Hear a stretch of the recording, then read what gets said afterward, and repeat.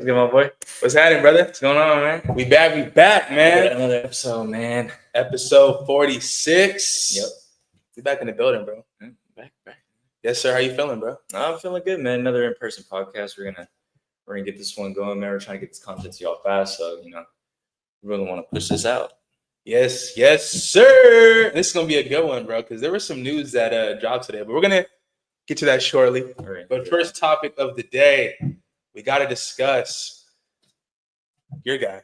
Is it your guy or my guy? Oh, it's always your guy because you're putting too much on me now. You're putting too much on me. We got to talk about Anthony Richardson, man. We're gonna have a little discussion about it because his future now seems like it's uncertain. I don't know what's gonna happen. But Jay, what's your opinion on this whole Trey? Or I'm about to say Trey Lance. That's crazy. What's your whole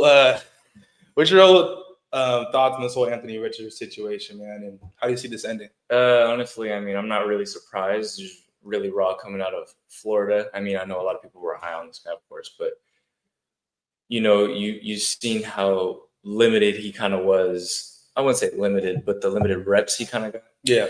And that translating into an organization who doesn't really do well with helping out their quarterback, or putting the best pieces around him. You've seen the previous regime with Andrew Luck and how that went. So you know how the Colts organization likes to roll. And then you bring in Daniel Jones after he has a terrible season, throwing more interceptions than touchdowns.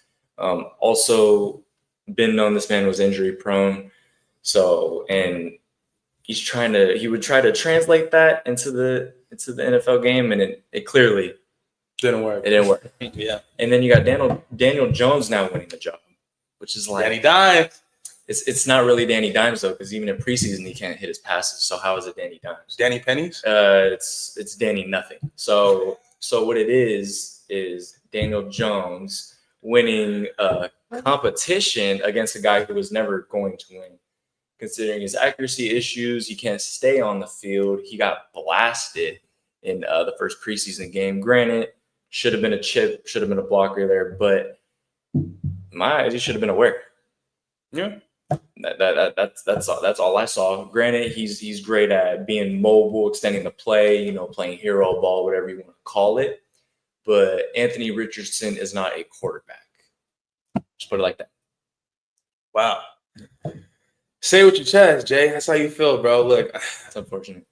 Look, I made a tweet about it, and it was, because it would have been Adam Schefter basically reported that, Anthony Richardson's futures now in Indianapolis, it looks murky. You know what I'm saying? Sure. Him and his agent are going to discuss potentially what the next steps are, if he's going to stay there or he's going to request for a trade. And for me, just looking at this whole situation, I think the Colts, they should have known what they were getting themselves into. Like Anthony Richardson, like you said, he was a product. When he was at Florida State, when he was at Florida, you watched him and he had all this physical ability. But you look at his actual play as a quarterback, it was okay. But again, a lot of this stuff, you're going on potential with him. And I think, like I said, I think he has all the physical ability. But I just think fundamentally there needs to be improvement, obviously, as a passer, 100%. Very true. And in the pocket, but also just more importantly for me, I just think his leadership, he needs, I think, to develop as a leader. Yep.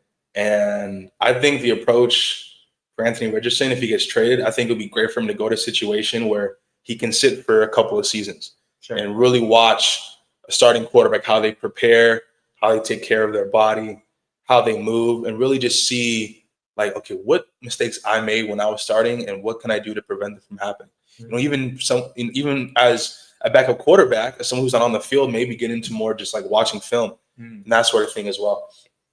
But, even combined with that too, I think similar, in fact, actually kind of funny to Trey Lance, is that he's a guy that has had injuries. He's a guy who's missed, 17 of his, 34 potential starts. He's a guy who's had sprained shoulders. He's had a guy who's had oblique injuries. He's had concussions. He's had back spasms. Now he's got the dislocated, pinky now. That's right. So he's been unfortunate with injuries, and you can't really put that on him. It's just, it sucks that has happened. I believe there is a player in there, a really talented one, but I think clearly he's a guy similar to someone that is the quarterback of my football team, is fly of my football team, the Raiders, and Geno Smith, where I think he could benefit from sitting for a few years and and just really learning the game. But look, man, some of his numbers, bro. 11 touchdowns, 13 picks in 2 years. Yeah.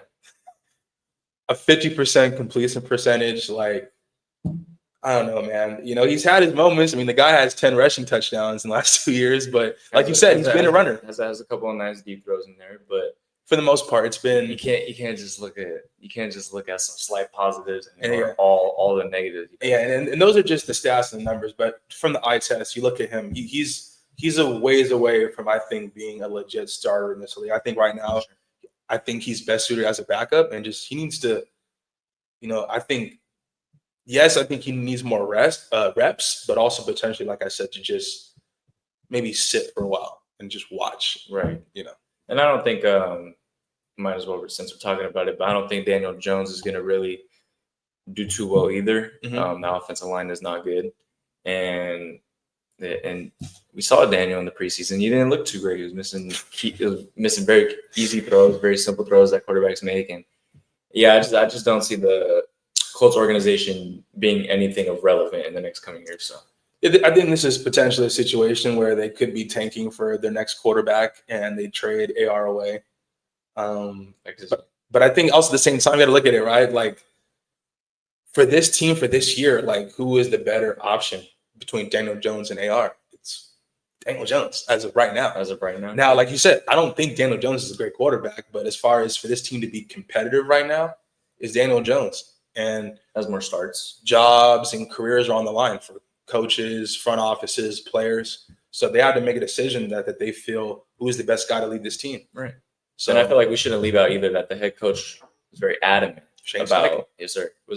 about Daniel being and staying the starter, as in not flinching. This is the guy we're going to go with, and it's my final decision. And I credit a coach to be like that, because a lot of coaches are wishy-washy. A lot of them throw subliminals in there, and they really like to just confuse the fan base and whatnot, and just act like we're kind of stupid. But to have a head coach straight up like that, and you seeing AR's response as well, he's not particularly salty. He's taking it with grace. So it's really all you can ask for. And I don't think that quarterback situation as a whole is going to work out there. And I think it'll blow up in about a year.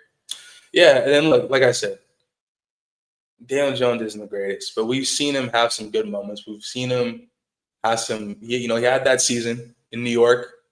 I get it. You can give most of the credit to Saquon Barkley for them going into the most of the credit is to Saquon Barkley. Let's rephrase that. For them going to the playoffs, but Daniel Jones did play well that season. But I get, is he the long-term solution there? No.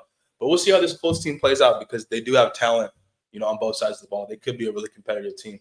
But obviously the quarterback situation is just such a flux. But no, for sure. We'll see how AR's future plays out, man. But moving on, man, 100%. To my favorite topic of the show, because there was some news that came down earlier today, man. I'm not gonna say I guess so. dem knows me to be the realist Raider fan. I don't get too high or too low. Jacob, you know that. Trey Hendrickson reported today by, let me get this right. I don't want to butcher the guy's name. Hondo Carpenter, who is the Las Vegas Raiders beat writer, a really, really reliable guy. He does some good work down there. He had some. He reported today that that NFL executives were telling him that the Raiders are the favorites to land Trey Hendrickson. There we go. And my initial reaction to this is, I think Trey Hendrickson led the league in sacks last year. He's a great pass rusher. Is he great against the run? No, but that's where Max Crosby comes in. Right. But for Trey Hendrickson, his contract situation is totally up in the air. We know that. He wants a contract worth near $35 million a year, and the Bengals are clearly don't think he's worth that. Clearly not. And if you're the Raiders, the Raiders currently have. It's kind of funny. They actually have basically have $35 million in cap space currently, so they have the contract that could line up with Trey Hendrickson.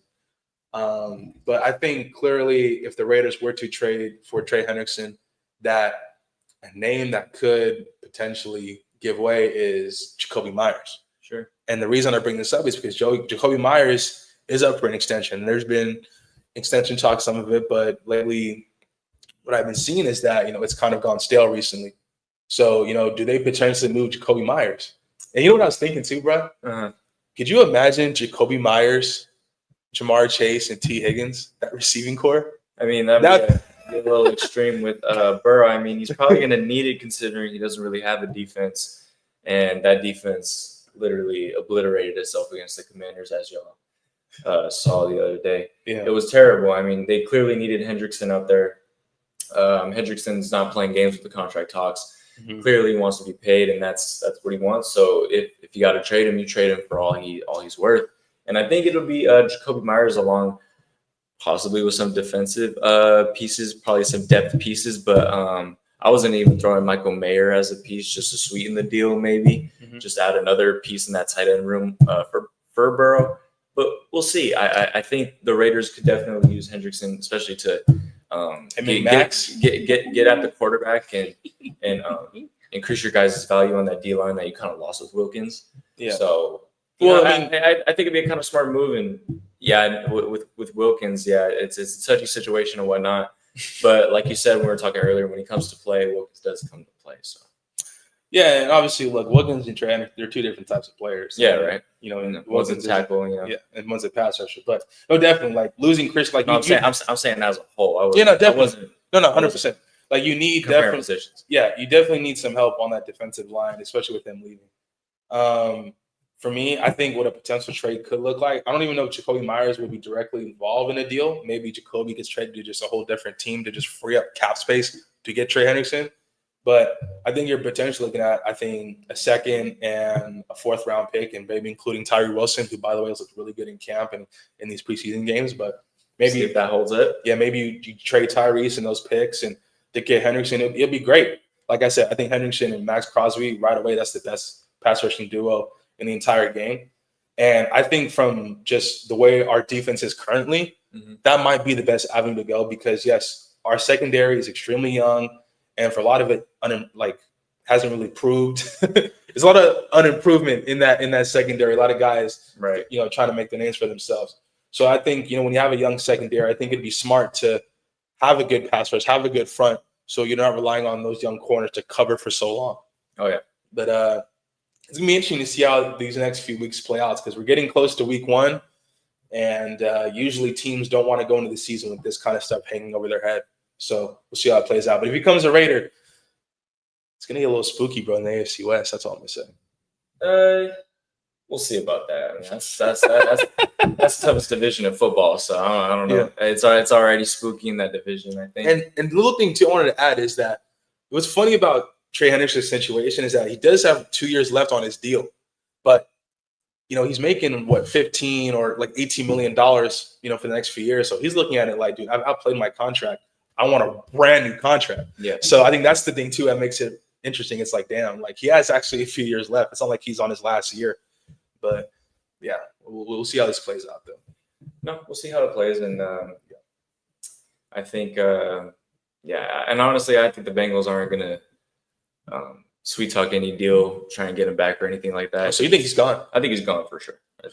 So you think between Trey Hendrickson, McLaurin, and Michael Parsons, you think Hendrickson is most likely to leave? It's the most hangups. It's the most disagreements. He's went away from the team as a whole. So absolutely. I agree. Writing's on the wall. 100%. Moving on to the next topic, man. We got to do our MVP predictions, man. Jay, I'm going to let you take this one first because knowing you, bro, you pick stuff that I'm not going to say shocks me, but you always pick something interesting that makes me think, bro. I'm not going to lie. Caleb kind of inspired me with this pick. It's kind of a hot take of a pick. I know he ain't gonna like it either. But it's Justin Herbert. I'm going with Justin Herbert. I think he takes the biggest leap forward, as in that conversation of Burrow doesn't belong in not Burrow. Excuse me. I was looking at the notes. Herbert doesn't belong in the top 5 with Burrow, with Lamar, with Allen, with. So you don't think he's in that class? I think he could play up to that class, but I think the outside narrative. I'm not saying me. Yeah, 100%. No, outside narrative. I agree. Outside narrative is that Joe Burrow. Not Joe Burrow. See, you getting confused. Justin Herbert can't win playoff games, and he had that game with all the interceptions. I fully understand, but I think with the biggest leap being taken is the receivers that got added to that offense. Trey Harris and then KLS, who's That's your guy. Completely shined. Shout out Trey Lance. Completely shined with Trey Lance during the preseason. I think that along with McConkey getting further in his development, Renfro 2.0, I think that offense as a whole, and let's not forget Omarion Hampton got added, and Najee Harris. So, well, we talked about it last episode. I cut you off, but the Rashawn Slater injury, that's gonna hurt. No, it's gonna hurt. But they already made that adjustment to that line, and everybody in this league is injured. Let's face it. Let's just get to that point. Obviously, you lose a big piece on that O line, but Herbert has dealt with terrible O lines before, so this is nothing new for the man. Mm-hmm. And I think honestly he's gonna have the biggest jump in regards to development purposes and showing it in stats wise and playoffs as well. I think this is the year he kind of shuts the kind of narrative down. Yeah, Herbert's a baller, man. Isn't it true last year too? Didn't he throw the least amount of interceptions last year? He did. That's why. Sorry to get a little off topic, but this is why probably Lance's best decision to go to that offense, because that's where he came from college, right? Didn't really throw too many picks, throw it where it needs to go. Don't put the ball in harm's way. Don't lose the game as the quarterback. It's your job. And Herbert, for the most part, did it the whole season except that playoff game, where it was the most important time. And I think I think everything just kind of fumbled in itself. Yes, I think another Jared Goff. Yes. But it's a dark horse pick. It's an unpopular pick. It's not the formulaic pick like a Lamar, like a Josh Allen, like a Mahomes. So yeah, 100%. I picked Justin Herbert. No, Justin Herbert, that's a good one, bro. Even though just from a personal standpoint, I don't want to say it because he's in our division. But moving on from my MVP, I think you kind of know who I'm going to go here, man. Yeah. I didn't wear my LSU pajamas today, man. Shout out LSU. But I'm going to go with Joe Burrow, man. This guy, what has been said about Joe Burrow, man? The guy, I mean. He does the most with the least. Yeah, I mean. That's how I like to put it with Joe Burrow. Yeah, the guy led the league in passing yards last year, led the league in touchdowns, finished, fourth in completion percentage last year. With a terrible O-line and terrible defense. I think terrible defense is actually an understatement. But look, man, I mean, Joe was a finalist for MVP last year and didn't even make the playoffs. Should have won it last year, but I think the fact that he didn't get to the playoffs, that kind of took a narrative and a factor over the whole kind of thing of him getting MVP. But the stats showed. Yeah.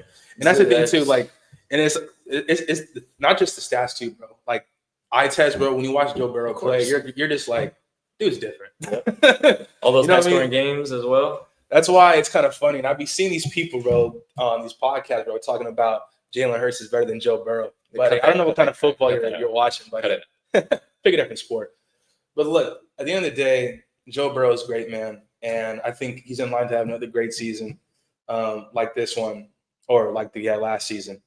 And I believe the Bengals make the playoffs, even though when we did our division picks last week or last episode, whatever, we kind of had our concerns about the Bengals. And I believe we both picked the Ravens, correct? I believe so. Yeah, we both picked. Oh, no, I think I don't know. Something like that. But there was concerns about the Bengals. But if they can somehow get into the playoffs, I think Joe is going to win MVP. I just think he's that good. Oh yeah, if they get in the playoffs and Joe plays like he's as little to he did last year or even better, yeah, he's going to get MVP outright. So yeah, I'm going to have to. It's a very good pick, honestly. Well, moving on, man. We're going to do actually our Coach of the Year picks now, man. Because Coach of the Year, this is interesting because I feel like mine is going to be a little crazy. So I'm gonna go first because I don't know, this one might shock you.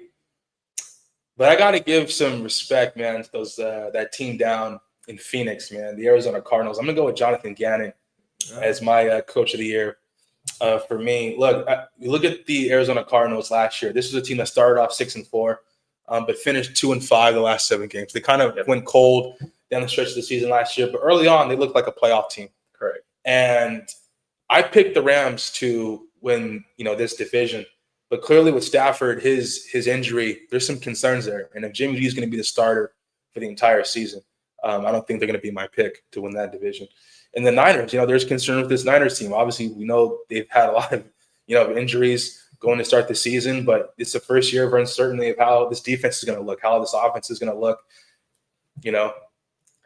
So there could be a world where the Cardinals, for me, make the playoffs, and if they do, wild card for sure. If the wild card, or even if they win the division, right? I think Jonathan Gannon, for me, he's going to be my pick, especially because of where this team was last year. Yeah. And then you look at this roster, right, and some of the additions for me they've made. Look, they brought in Josh Sweat to beef up that pass rusher. We know Josh Sweat's a really good. Josh Sweat is a very good. I think the Niners also could have made a move for him. Yeah, absolutely. It was much needed, but they went and draft, of course. Yeah, and then they brought in Dalvin Tomlinson, a really good defensive tackle who's good against the run. The ageless wonder in Calais Campbell, who's still solid. Another guy the Niners could have went after really? Depth-wise. Absolutely. I was clamoring for it. Mm-hmm. There were rumors about it, but he's still good. It's not a custom for the Niners to go after guys like that. 100%. And then Zay Jones, for me, who they brought in last year. Look, Zay Jones, he missed some time last year. Well, exactly 5 games. He had the suspension. Zay Jones is real good, though. Yeah, he's a solid guy, but the last few years, he's had hamstring problems. He's had some knee issues. But if he can get back to that season he had with the Jaguars a couple of seasons ago, he could be a potentially good complementary wide receiver with Marvin Harrison. And to add on, sorry to cut you off, but even Marvin Harrison as a player, bulking up, getting bigger. I think he's in a really good second. Absolutely. Year. And we all know about Trey McBride, and I talked about James Conner, who's one of my favorite backs.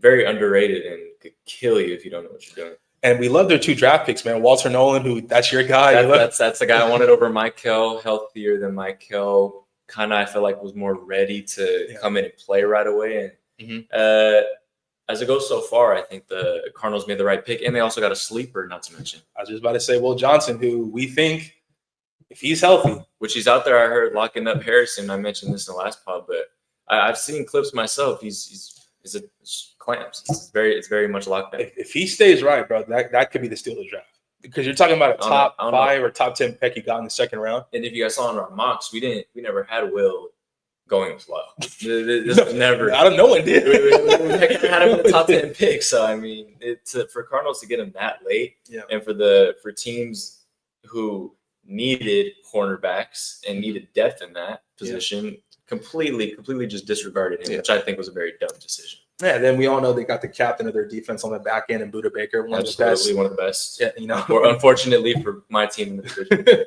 Yeah, Buddha's I said Booba. That was crazy. That was nuts. Yeah, Buddha's a beast. And look, their defense, like you said, hopefully continues to make steps because of the acquisitions. And this was an offense last year that was a top 10-ish offense. And then with more continuity, with more development, this could be a firmly top 10 offense, this season. So absolutely, the Cardinals could be a team that surprises people. And I think if that happens, I think Jonathan Gannon could be the one who gets this award. Who's your guy, bro? So I'm going to go more vanilla type of pick, I guess. I mean, honestly, don't make me laugh, brother. Don't make me laugh. Honestly, I'm going to go with Kyle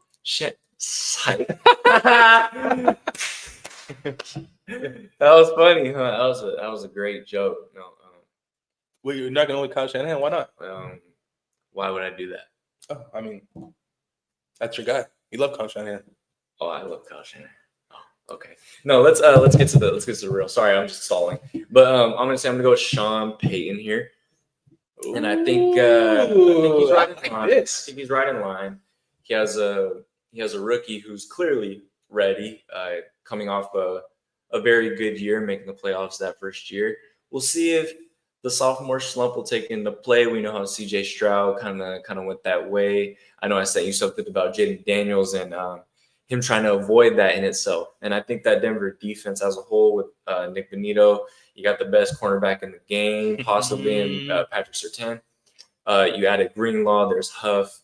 That D-line is absolutely strong. And I think, the only question is that offense. And I think if Sean Payton could take that team to the playoffs possibly further than last year, I think he's right in line to get this Coach of the Year. He's built that team into something, and I think he's built a regime that's going to last 5 to 10 years possibly if it all sticks in itself.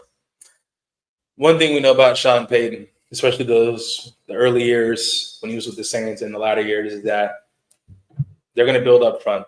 They're going to build in the trenches, the offensive line, the defensive line, but most importantly, he's going to have a good defense. And this defense played at a high level last year. Like you said, Surtain, the reigning defensive player of the year, he's elite. Absolutely elite. There's no other thing. You talk about Nick Bonito as well. I think he's going to really – last year he started to really kind of pop up on people's radars as far as, like, pass rushers. But I think this year he's really going to, like, announce himself as that guy. And I think will be actually candidate for defensive player of the year too. Sorry to cut you off, but I think it's going to be a very, very similar breakout, Zach Bond-esque.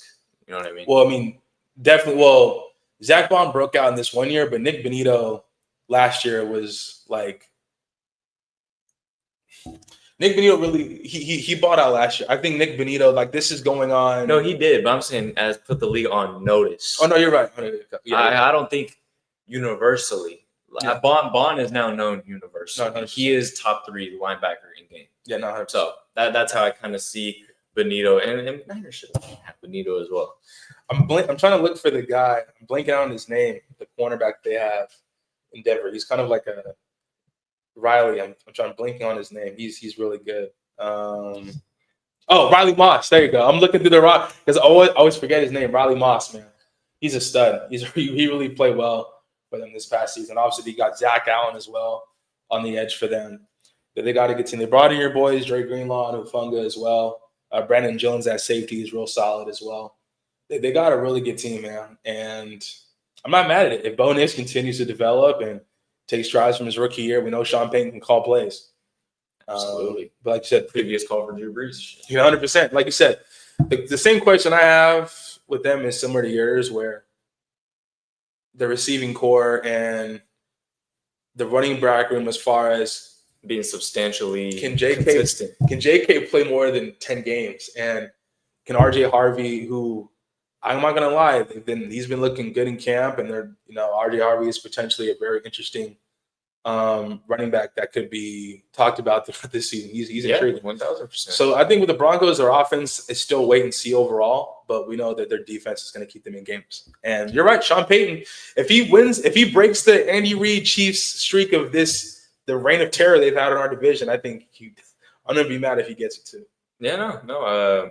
I think he's right in line. And for me, I feel like the coach of the year kind of goes to like last year, went to the Kevin, and I think it kind of goes to kind of those unique guys who kind of on the come up. Mm-hmm. Not saying Sean Payton's on the come up. I'm saying on the come up with another team, building just a whole new regime. So I feel like it deserves his credit because it's not easy to do, especially with the Broncos team that was left before he signed on. Yeah, but again, I hope Justin Herbert, just from a Raider fan, bro, I hope you don't play good this year, respectfully. And Sean Payton, please. No. Please. No. Please. It's our time, buddy. Please. It's not your time. I need you to make this prediction more valid, just like my Jaden Daniels prediction last year. But not particularly last topic, Caleb. We got another topic? I want to hit you with this. Oh, shoot. I'm surprised. What's going on? A little impromptu for Caleb here. Who is going to have a breakout year? Michael Penix Jr. or Bryce Young? I'm going to go Bryce Young. I like Michael Penix Jr. He has, obviously, the weapons around him.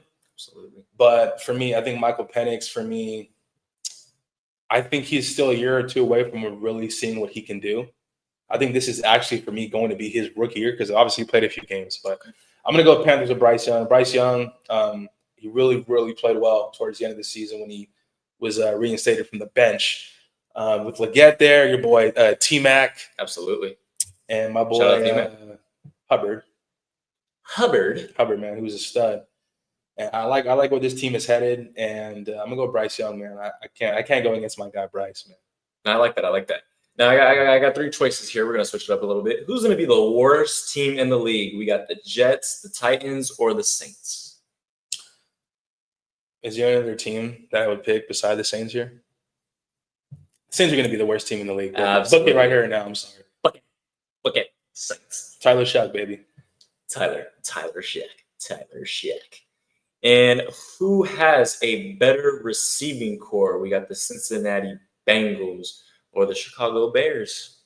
Oh, Cincinnati Bengals, just out of Jamar Chase and T. Higgins alone. I know when you look at Chicago Bears with Adunze and DJ Moore, my guy Luther Burden, It's either right depth or kind of star power and kind of explosiveness out of those two in the show. Just with those two guys out in Cincinnati alone, it's a clearing. Hey, I'm not gonna hate it. Yeah. Who's gonna have a better record? Last question. Las Vegas Raiders or the Los Angeles Chargers? I'm gonna go with I'm going with the Las Vegas Raiders, man. I can't bet against my team, man. Las Vegas Raiders, we coming, bro. Hey, like Gino said, he didn't come here to gamble. He came here to run the table. Let's get it, bro.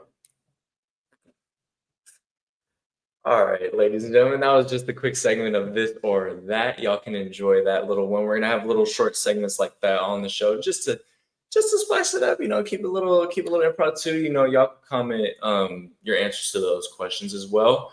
Follow the socials.